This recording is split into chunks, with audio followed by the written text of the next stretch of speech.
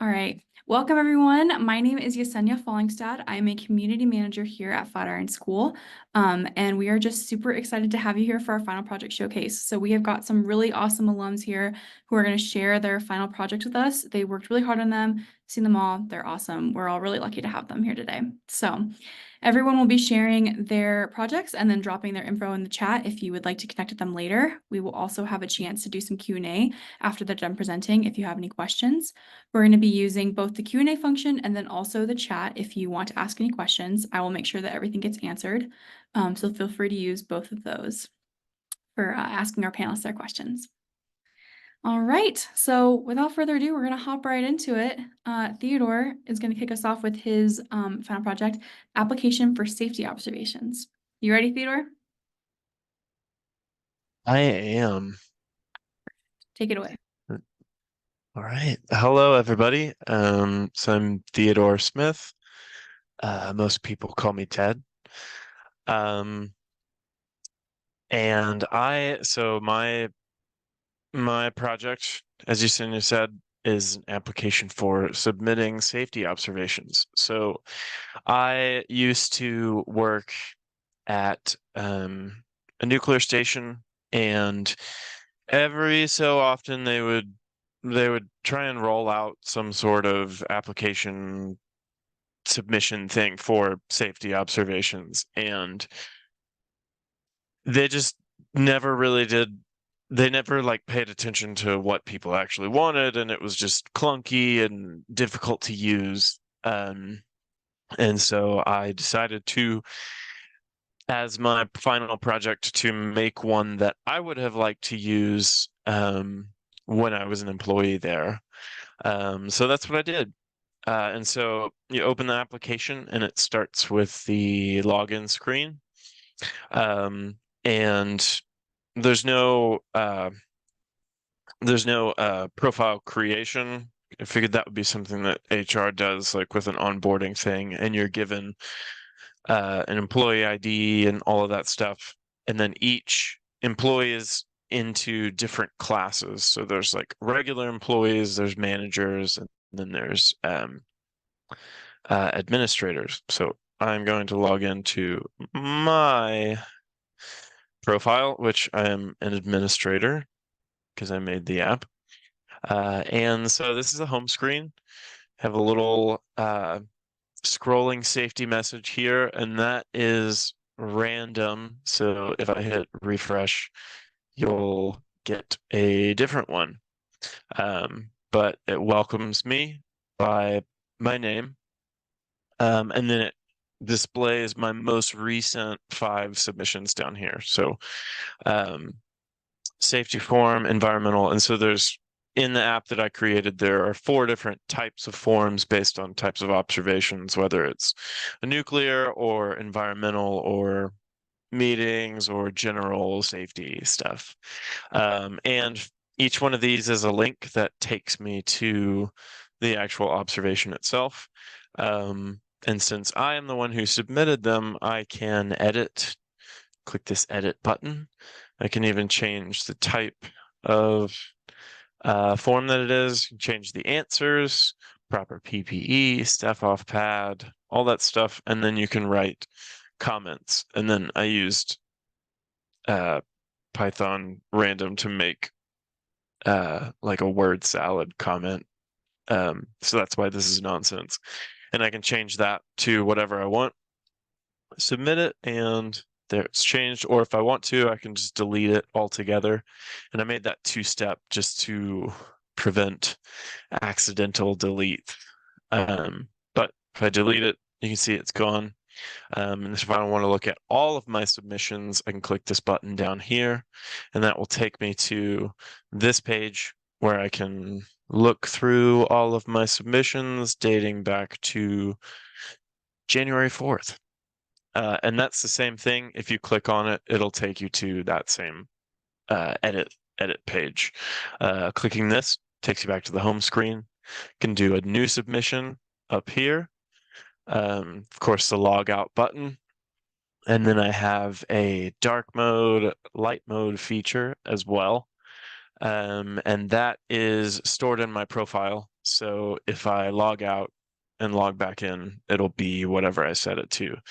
And since I am an administrator, I can click on forms for the entire site. So for the whole nuclear station, I can choose which department I want to look at, and then I can look at people's forms that they've submitted. But since I didn't make them, I can't edit or delete them. And then I used chart.io to make this function here where you can see numbers of forms submitted per department per month, and this is dynamic. So if someone submits one for November or December, it'll add on a new month for that, and I can click different departments and look at all that stuff. And then just real quick to show the functions of the different employee classes, I'll log in as a manager. So same kind of thing. You can click on all this stuff, new submission, log out, except this time the buttons have changed. So since he is just a manager of one particular department, he can only look at the observations for his department. And again, you can click in, you can see the comments, all that stuff, all the answers. And then also same thing with the charts. He can only look at the charts that are for his department.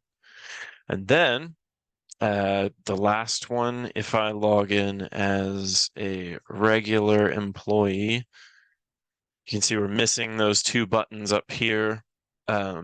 Since this person is not a manager, they're not in charge of any particular department, so they don't have that function, but they can still look at their forms, they can submit new ones, they can edit, delete, and all that kind of stuff.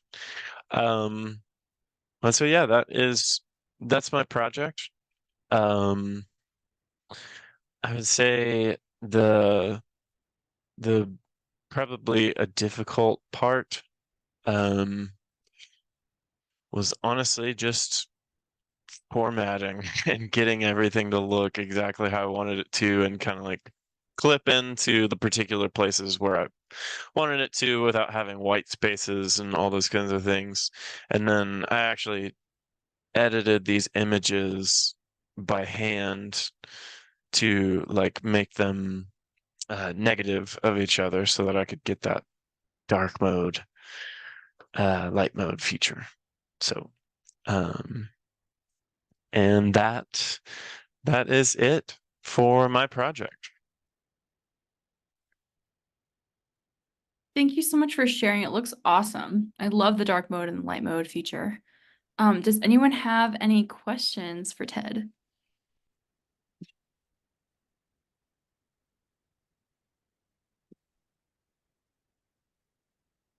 Boot camp I took part in. I did the software development live, finished at the end of October.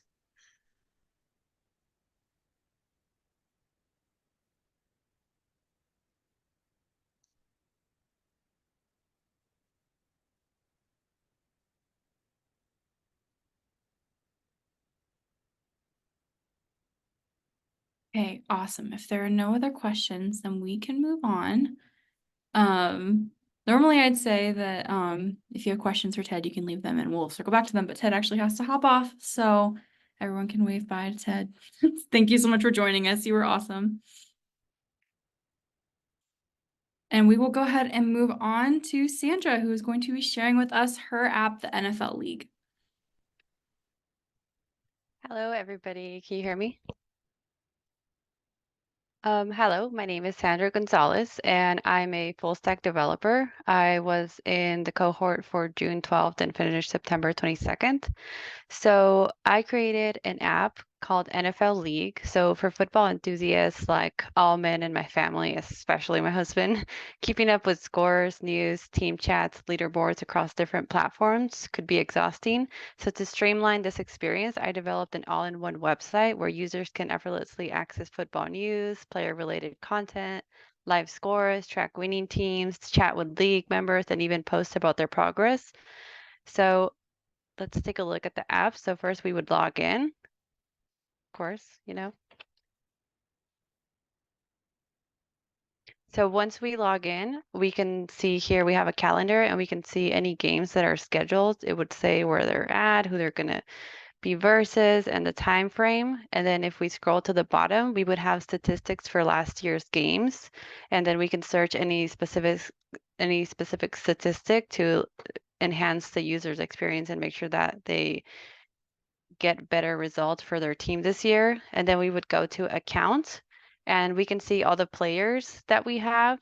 In total, there was 2,700 players, which was very difficult to manipulate. So I had to add pagination to make it faster. So if we were to put players in queue here, we can save them for later. And if we were ready to create a team, we would just drag and drop them here.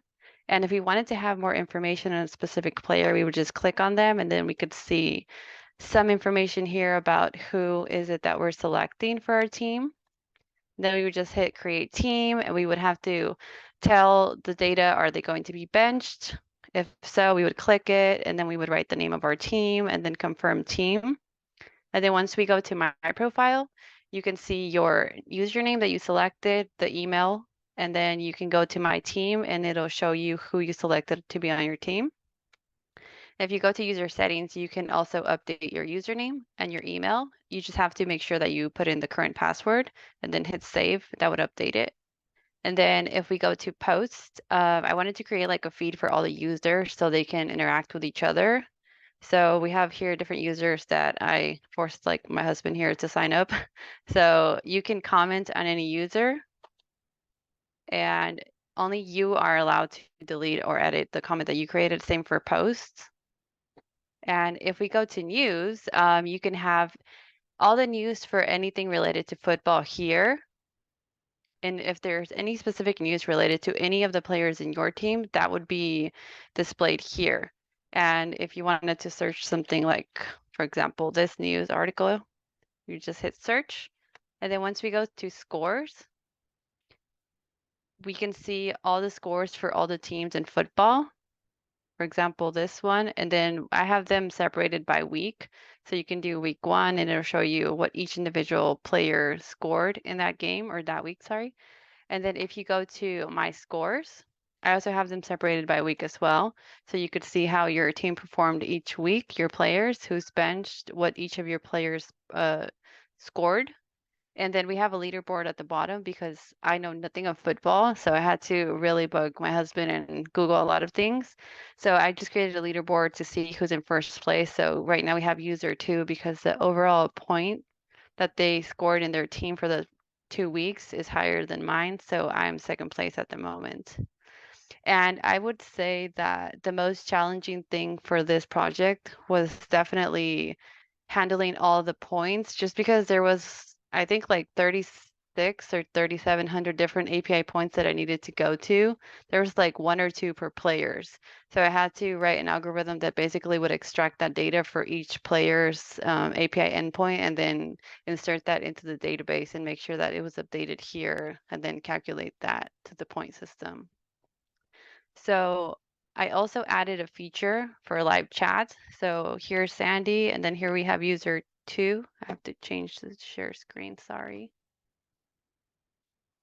So here we have user 2, and then mine. And then you have to, since it's a live chat, you do have to be active. So just do hello.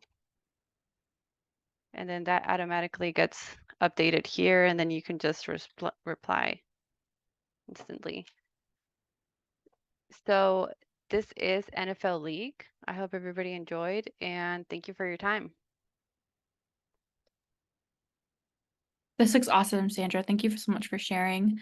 We do have a couple questions. So we've got, how are you pulling that team/player data and where from?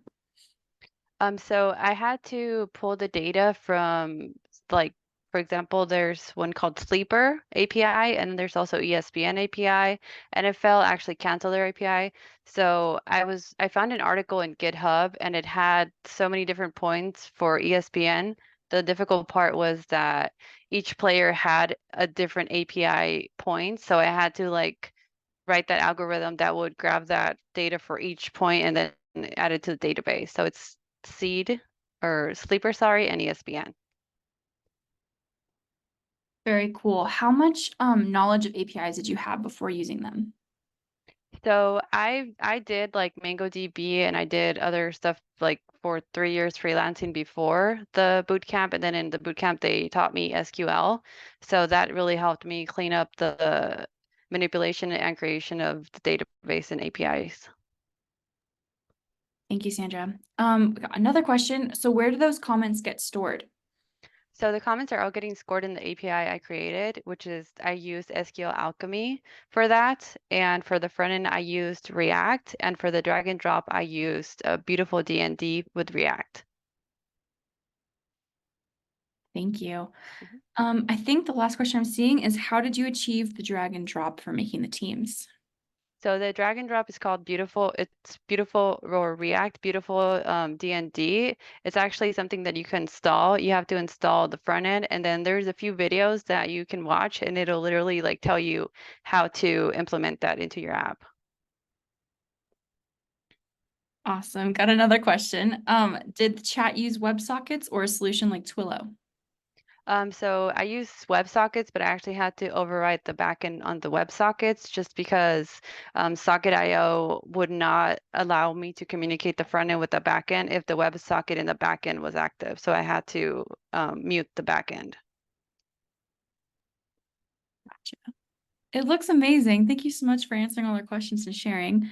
I Of totally course. forgot to tell Teddy this, but Sandra, will you please drop your contact info in the chat just so people can reach out to you on LinkedIn or email or whatever you prefer. But yeah, if anyone has any other questions throughout the rest of the presentations, feel free to drop it in the chat and we can always come back and circle back to her. So, all right. While Sandra's dropping her info in the chat, we are going to move on to Tree. Tree is going to share with us his project, Codehesive.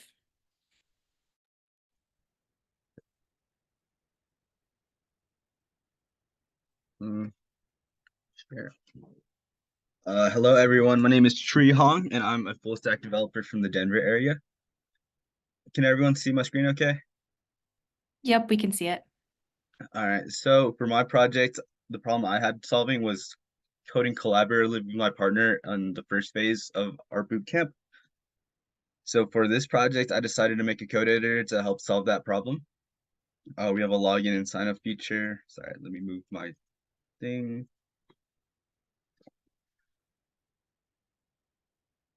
Sign in, and then this is your dashboard where you can create projects and even attach images to them. So I'm using Cloudinary right here to get all my images, and you can even upload them from here.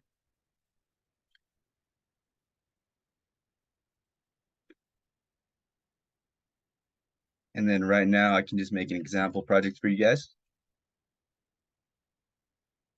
Post.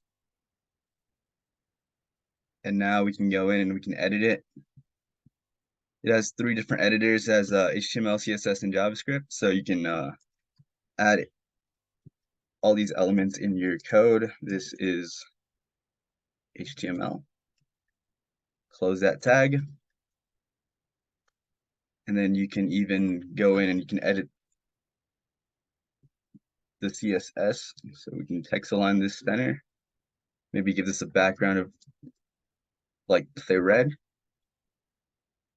Now you can go over here, low modal opens up, and then we can enter a version name, give it a commit.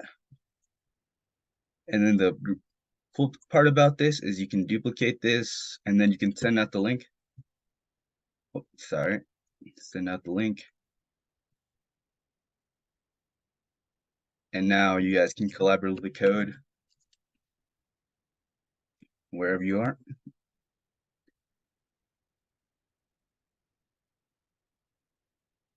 You can go to this community page, see all the different creators that are making projects, give them a follow,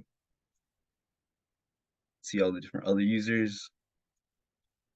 And then you can even fork other projects that they've created. So we can go into one of these. You can get a little preview over here. And then if you wanted to see how their code works, you can just go over and copy it.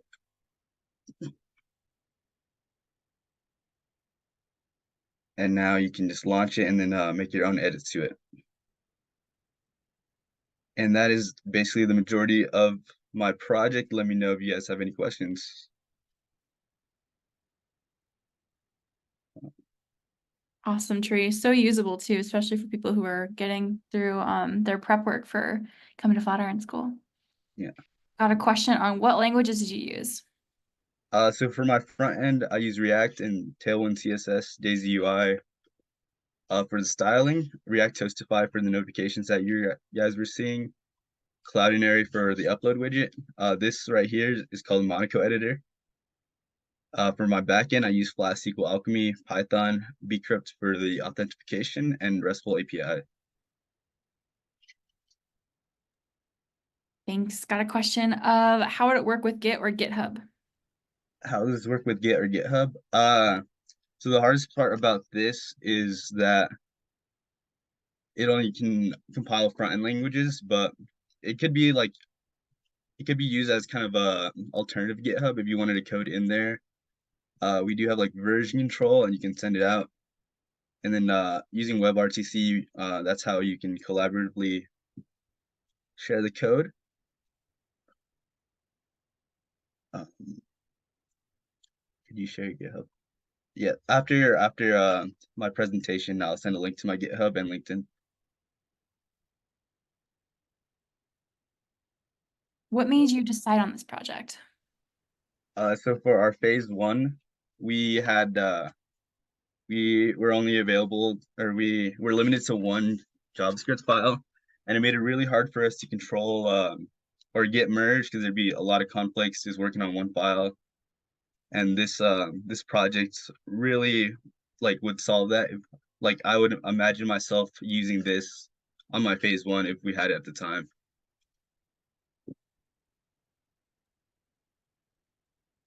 Yes, for our first projects we work on teams, this was an individual project that I made by myself.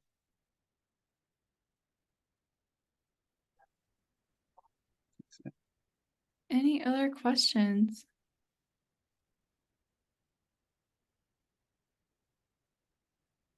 All right, sweet. Thank you guys so much. Thanks, Tree. Go ahead and share your contact info in the chat. And we will go ahead and see Amber's final project, LitQuest. You ready, Amber? Yes. Give me a second. Make sure I'm sharing the correct screen. All right, can you see my screen? Yes, we can see your screen. Okay, fantastic. So this is LitQuest, and yeah. So this is LitQuest, and how LitQuest came about is that I wanted to find a way to engage my kids in reading. And the best way that I know how to do that was to engage them in discussion.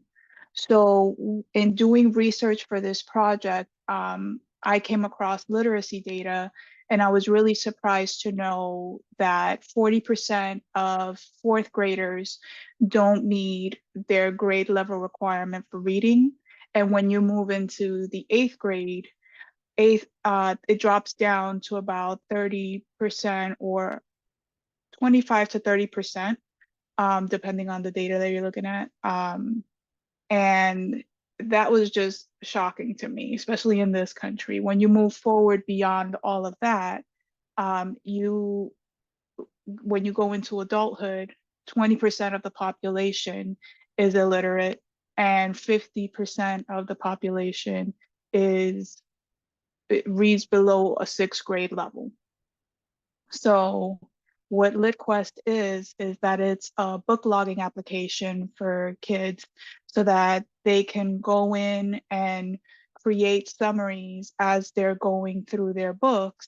And then the parents on their end can go in and look at those summaries whenever they have the chance. Because one of the issues I ran into, especially with studying, keeping up with things in the house and working on different things, is that I would have to put off the discussions, and then the kids would forget what they're reading about, or they would end up kind of stumbling through it, drawing it out, and it would take like an hour for me asking questions and pulling information out of them.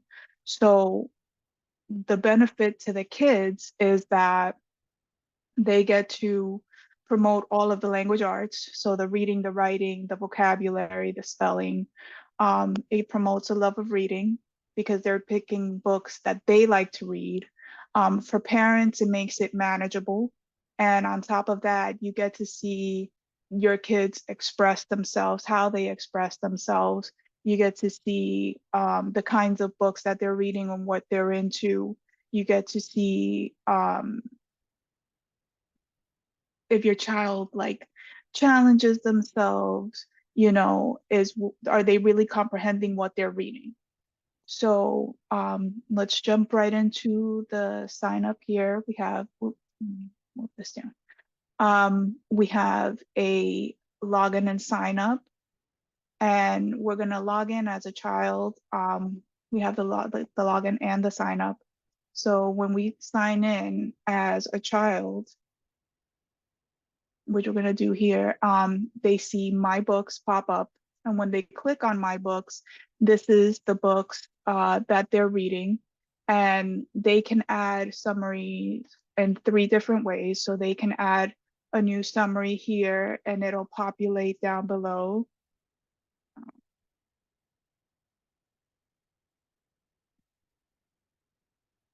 They get to put in ratings as they go through.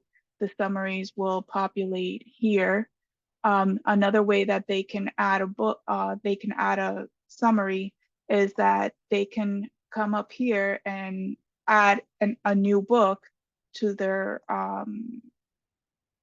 list. So new summary.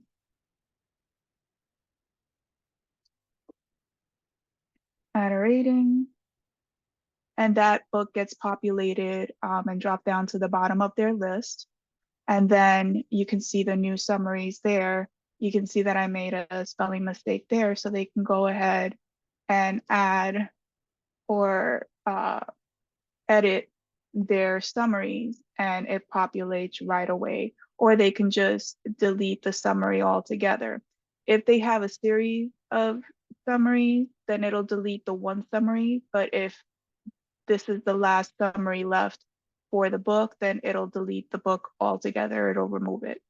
So the last way that they can add a summary is that they can add an entirely new book altogether. So if you saw for this add a summary, this is our collection of books at the moment. I'm hoping to move forward with the project and use an API for this. But for now, this is the collection that I have. So when they come to this page, they can go ahead and add a new book. And this is information that's pretty much, that's pretty much available to them just from the web, and they'll be able to add it in. Yeah.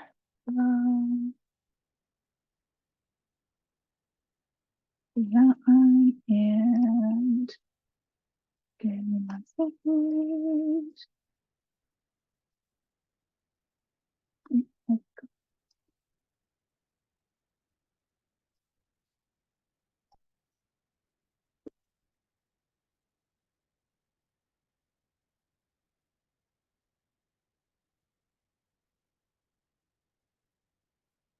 All right, and once they add the book to their reading list, what that also does is you see that it added it with the summary there, but not only is it adding it to their reading list, but they are now able to contribute to the collection itself. So it'll actually add the book on the bottom.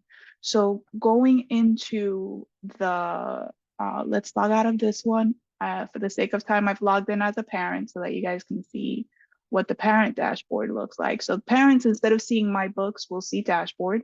And these are the children that this particular parent has. So they can add a child by filling out the form here and submitting it, or they can remove the children by clicking on remove child. So when we look at the child progress details, you'll see this is the same user that we were just looking at. And when the summaries get displayed, the details of the summaries get displayed, and they can see the different books that the kids are reading. So in a nutshell, that is LitQuest. And if anybody has any questions, feel free to ask. Thank you so much for sharing, Amber. We have a few questions. So did you get help choosing this project / how did you determine that it was feasible? So this is a project I was in. I'm a Ruby student. I was in the Flex program, and this idea came to mind while I was in the middle of phase 4, which is learning Rails. But I had already had in mind to create like a job search application for that particular phase. And that gave me time basically to digest what I wanted this to be, what I wanted it to look like, and whether it was actually going to be feasible, because I kind of had a time crunch because I was well into the Flex program and didn't have a lot of time. So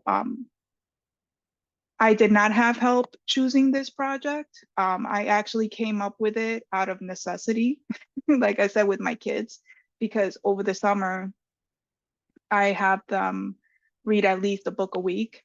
And it became cumbersome for me to keep up with the program and then have all of these discussions, because they'll read like chapters at a time and then want to come and discuss it with me. And I'm just like, I can't do that right now. Like, I'm in the middle of something, I have a bug, I have to fix this because it's driving me crazy. And then they would come back to me when I'm ready, and it's like, yeah, I don't remember what I read. So I love it. I love the purpose behind your project a lot. Have another question. So mentioned you moved to using APIs. Why would you choose to do that? because the database for the books that you saw in the collection was actually stuff that I inputted. And after thinking about the project and thinking about the different levels of kids that may be using this in the future, some kids don't know how to type. I don't know if anybody realized this during the pandemic though. I was dealing with a 5-year-old that didn't know how to type, didn't really know how to use a computer, was really new to the internet and virtual learning. Sorry, my throat's drying up. So I would like to make it easier for kids to be able to select the books, just have the information already built in for them so that they can just select it, add the summary, and then it adds it to their reading list. If it's a book that they can't find, say like it's something that's a new book or something that's an old book or an obscure book, then they'll be able to have the ability to still add the book and find information for it. Love that. Makes sense. I got another question. So what was the first thing you had to do to begin building this? Ooh. The first thing I did was definitely start with the database. I used because we used Ruby and Active Record. The new thing that I had to implement for this particular project was I decided it to be single table inheritance, because I had 2 types of users and I couldn't just give them the same functionality. I mean, I could, but as a parent, I don't really need to create books, edit them and stuff like that. I just wanted to be able to see my kids' summaries and be able to have discussions with them. Maybe at a later time, I'll have to like revise the database and see if I can add functionality so that they can give kids rewards, or they can send questions for the kids to answer, and that kind of functionality. But but for now, I started with who my users were. The thought of who my users were, what relationship that they have. They both needed to have user profiles, but they needed to have different functionalities. So in my single table inheritance, I actually used delegated types, which is it's kind of like a polymorphic association. If you guys want to look it up and you're interested in it, where it's two different users that share the same attributes, but they each have their own individual tables of information that they need individually for the system. If that makes sense to anybody. No, thank you. We appreciate you taking us through the thought process and everything. Why don't you go ahead and drop your contact info in the chat? And I don't see any other questions. If anyone has any more, feel free to drop them. But yeah, that concludes our final project showcase. Thank you so much for joining us all today. We are always looking for ways to make these better. We always want these events to be info-packed and make you feel like you had a chance to really learn about our program and our students and what they can do. So if you want to go ahead and fill out this survey that I just dropped into the chat, that'd be super helpful for us to make these events better and better. But yeah, we're really proud of these grads. Obviously, their projects are amazing. So thank you for all joining us today. Yes. Sorry, one last thing, because I just realized one of the questions is how did I realize it was feasible or achievable? I actually created when I did my pitch for the capstone project, which was a requirement. Well, it wasn't really a requirement, but I did it anyway. I went through the paces. That actually helped me a lot in terms of the scope that I wanted to create the project at. And then my instructor helped me like pare it down to determine whether something was a little more than I could chew. Was that really like the thing with the rewards? Was it really something that was achievable with the amount of time that I had, and what the basic structure of the app would be? So, which is what I showed you. So yeah. Thank you for clearing that up. Appreciate it. Okay, and you dropped your contact info, right? Yes. Okay, perfect. All right. And Brett, I did just message you back, but we did not have anyone this time who was able to. I will email you though one of our previous showcases that did have a data science grad. Okay, so you all are free to go. I dropped the survey. I'm going to stay on here for a few more minutes just to make sure that everyone can copy and paste all the contact info for our grads and everything. But yeah, you all are free. Have a great rest of your night. Appreciate you all being here. And yeah, great work. Just echoing everyone in these comments. Great work, guys. You're so welcome, Paul. Glad you're able to make it and join us today.